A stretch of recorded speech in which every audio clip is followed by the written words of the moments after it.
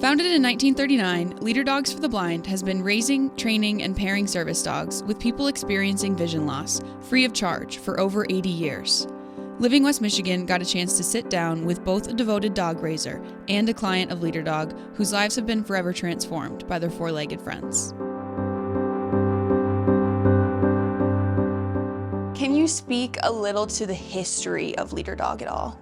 It began with rescuing dogs, specifically through a couple of Lions Clubs members that wanted to help either a Lion member or friend and family that was visually impaired blind. And they started with a couple of rescues, were able to match up and provide that dog, see the benefit of the service, and they started rescuing more and grew to what they are now. Shelley Strobel Earhart has been involved with Leader Dog as a puppy raiser and counselor for the past decade. Not only is she responsible for raising her own Leader Dog puppies, but she also hosts classes for a small group of fellow raisers right here in West Michigan. I first got involved in 2014. I've been so impressed that I've stayed with them ever since. So how long is the process of raising them? Like, when do they get paired with a client?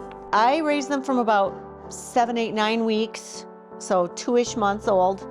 I've got them for 10 to 11 months, so they'll be turning anywhere from 1 to 14, 15 months old when they go into college at Leader Dog. I say college, but it's in for training. Then they spend anywhere from 4 to 6 months being trained by the professionals who know how to do the cool stuff, learning guide work. And then at that point, they're ideally ready to be paired, and it might be another month to 2, 3 months, depending on class cycles and specific needs within the classes as to who they match with, and go from there. So how many dogs have you raised now at this point? Norman is my 11th. Wow, that's awesome.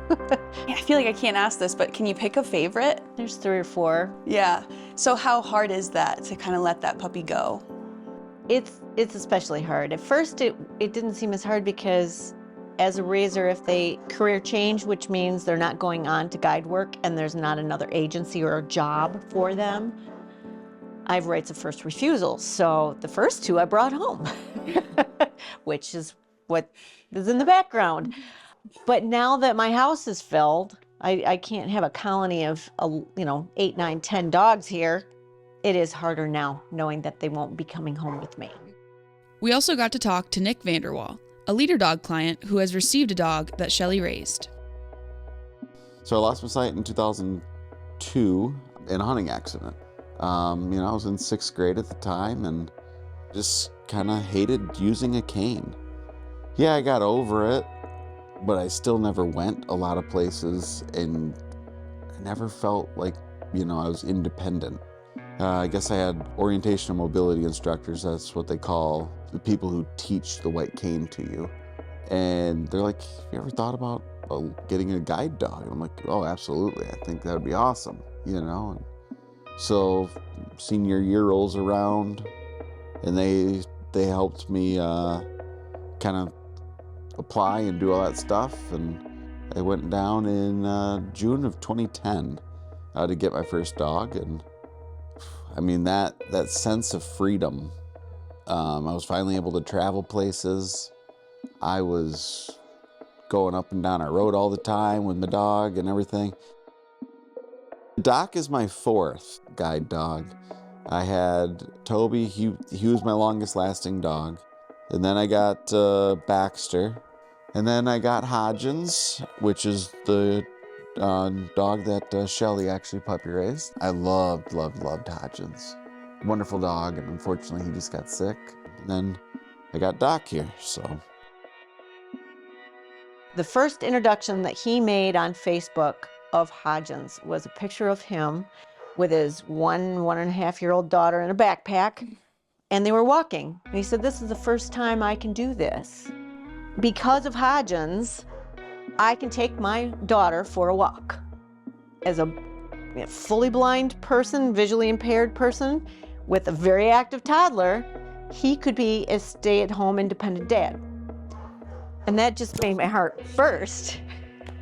Yeah. Sorry, I'm gonna get all teary now just thinking about it, but I reposted that with his permission and said, this is why I do this. The nice thing is I can take them on walks too. You know, when they were younger, I just put them in the backpack, and me and my dog would, and you know, my kid would go for a walk.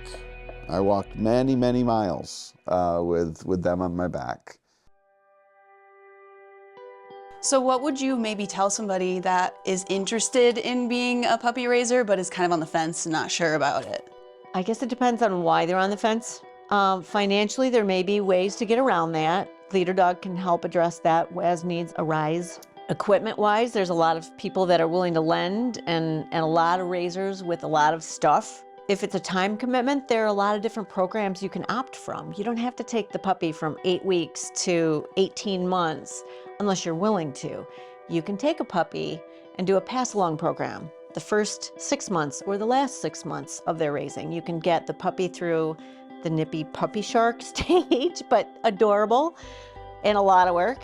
Or you can get the dog through it's already housebroken and it has some good foundation, and you can take a more mature dog on and maybe go through the hormonal teenage stage with it. So there's pros and cons, gives and takes, but depending on what the concern is, there may be a program or an option that can address that.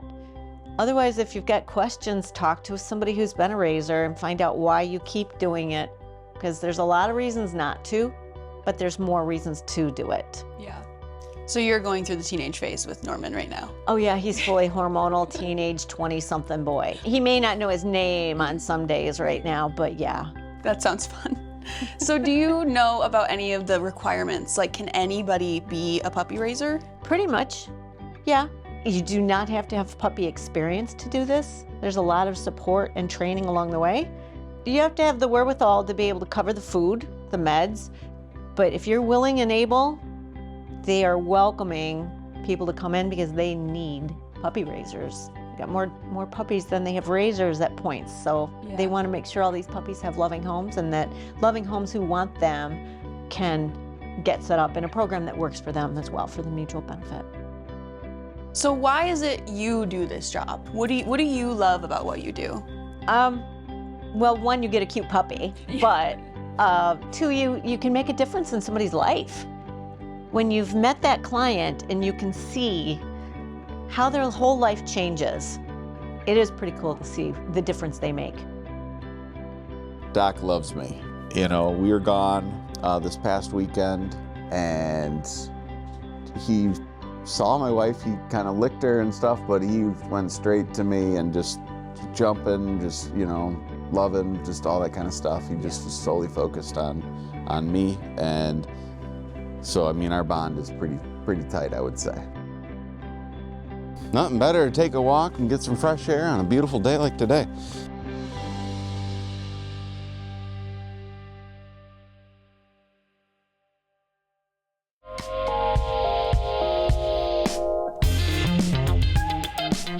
Celebrating vibrant people. Captivating places and remarkable things. This is Living West Michigan. I'm all about you.